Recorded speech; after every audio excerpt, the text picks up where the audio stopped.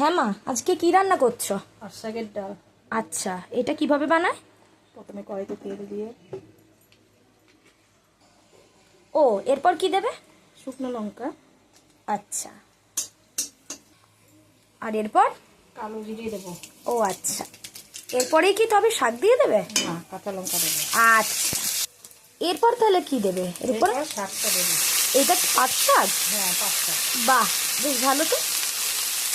এরপর এটাকে ভালোভাবে ভেজে নিতে হবে, তাই না? হ্যাঁ। নাহলে তো লোদ লোদ ভাব থাকবে। পুরো ভাজতে হবে, ভালো করে ভাজতে হবে। আচ্ছা। ভাতটা না থাকে যেন। আচ্ছা, এরপরে ডালটা দিয়ে দিতে হবে, তাই তো? আর এইটা কি? এটা সিদ্ধ করা ডাল। আচ্ছা, এটাই এটার মধ্যে দিয়ে দিতে হবে, তাই তো? হ্যাঁ হ্যাঁ। আচ্ছা, এরপর কি দিতে হবে এর মধ্যে? হলুদ, আচ্ছা, আর একটু নুন। ও ঠিক আছে। এরপর এগুলোকে ভালোভাবে ভেজে নিতে হবে, তাই তো? হ্যাঁ এরপর কি তবে ডালটা দিয়ে দেবে? হ্যাঁ, এবার ডালটা দিয়ে দিলাম।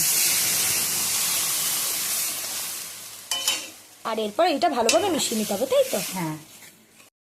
ডাল, এই ডালটা যদি তোমাদের পছন্দ হয়ে থাকে তাহলে অবশ্যই বাড়িতে বানিয়ে খাবে। এটা বানানো খুব সহজ।